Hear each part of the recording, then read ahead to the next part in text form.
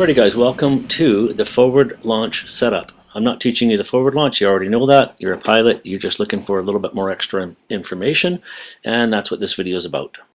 So, you've done your pre-check, your wing looks great, it's in good condition, your lines have been sorted, and your harness is clipped in, or you're soon to clip in. Of course, you've put your helmet on first, and your reserve pin is exactly where it's supposed to be.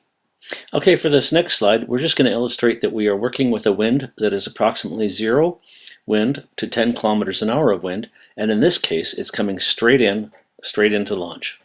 Okay, and because we're dealing with the forward launch, we're going to move our canopy back and make sure we've got lots of runway for our wing to come up, be stabilized, and finish the launch with 100% confidence. So here we can see the wind is coming straight into that wing. Question, what are the chances that that wing will come up perfectly straight? And the answer, a very good chance, because we have a straight into wind situation here. And the wing is facing straight into wind. Okay, so let's take a moment and see a real life example of that. Okay, so here we see the pilot bringing the wing up, releasing the A's nicely, going to a stabilization, just enough brake to keep it steady above his head, not overshooting, and off he goes with confidence. Now what if that wind changes? Maybe even during the setup, and is now coming in on a slight angle. What are we going to do now with the setup of the wing? Ah yes, you got it. We're going to angle the wing straight into wind again. Even though the wind is slightly off launch, it's very launchable. We just have to angle the wing so that when it comes up, it's straight into wind. Okay, what if the wind is coming from the other side of launch slightly? Now what? Well, of course, you're going to see this again. We're putting the wing straight into wind again. Okay, so be mindful that when choosing a slight crosswind, you are now aware of any trees or rocks or spines that could be creating some kind of rotor now entering towards your launch. You don't want that. Be aware of the wind coming onto your face. Is it a steady wind or is it in puffy cycles? This is a really good indicator as to what's going to happen when you inflate your wing. Essentially, we want a very clean wind every single time we launch. Okay, so once we are set up straight into wind, there are 3 things we need to do to the wing before clipping in, or have a friend help if clipped in already and it's a busy day.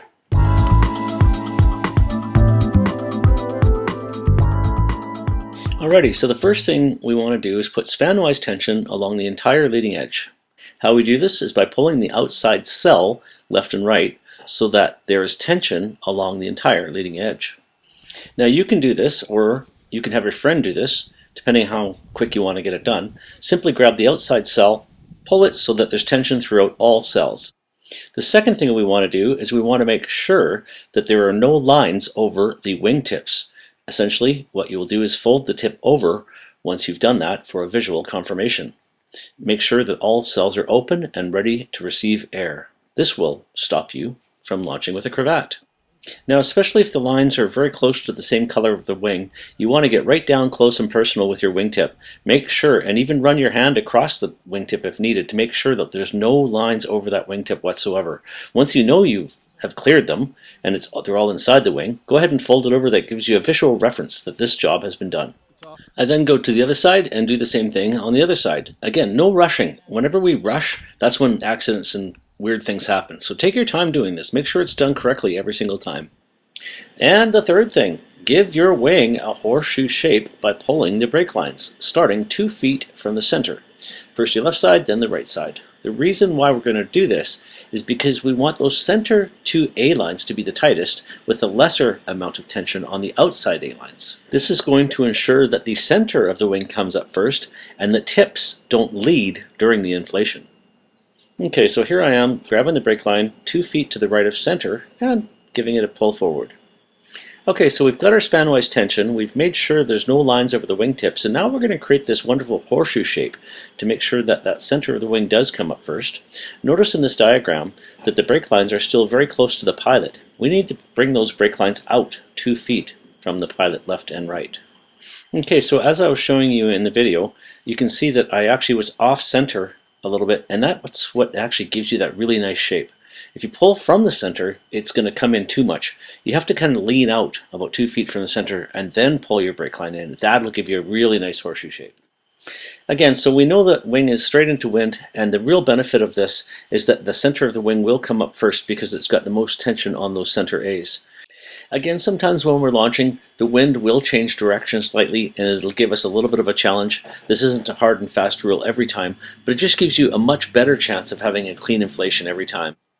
Okay, so you may want to stop the video here and just mark this down on a card, keep it with you, and memorize it so that when you're on launch, you don't have to think. It just comes out. Number 1, span-wise tension. Number 2, no lines over wingtips. Number 3, horseshoe shape with brakes. Bang, you're ready to go. Again, don't rush, but just be thorough. And yes, feel free to share this video with other pilots that you feel would benefit from this. Absolutely. And yes, if you have a wind change just as you're setting up, all you have to do is step a little bit in towards the wind and pull the brake on the outside. This will keep the horseshoe shape, and the new wind direction will be realized coming straighter into the wing for a cleaner inflation. Another point that needs to be made is that it is common for the outside tip to be more inflated with a crosswind, and it may fall to the side or sometimes yaw into the wind. And here I've chosen to give a quick illustration in regards to what that looks like, the yawing into wind.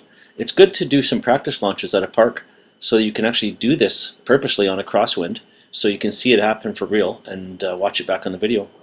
The other thing that's great about practicing this in the park is getting into the center of the wing when it does go off to the side or it does yaw, and then you maintain control of your launch.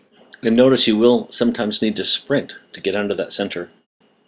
So yes, lastly, lean well forward and really power up your wing when you're ready to commit to that launch. Load your entire body on the wing while running for a safe and clean takeoff. And yes, be sure to keep your hand pressure the same as you're transitioning into flight so that you avoid any unnecessary pitch or roll.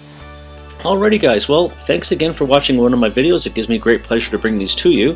Feel free to watch other ones on this channel that you enjoy, and if you want to see the new ones as they're being made, yes, please subscribe, and I'll look forward to seeing you on launch someday. Let's share the skies together.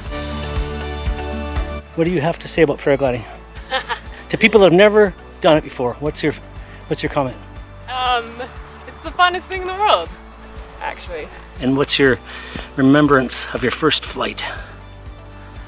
Yeah, pure bliss. Awesome. Yeah. All right, let's go flying. Okay.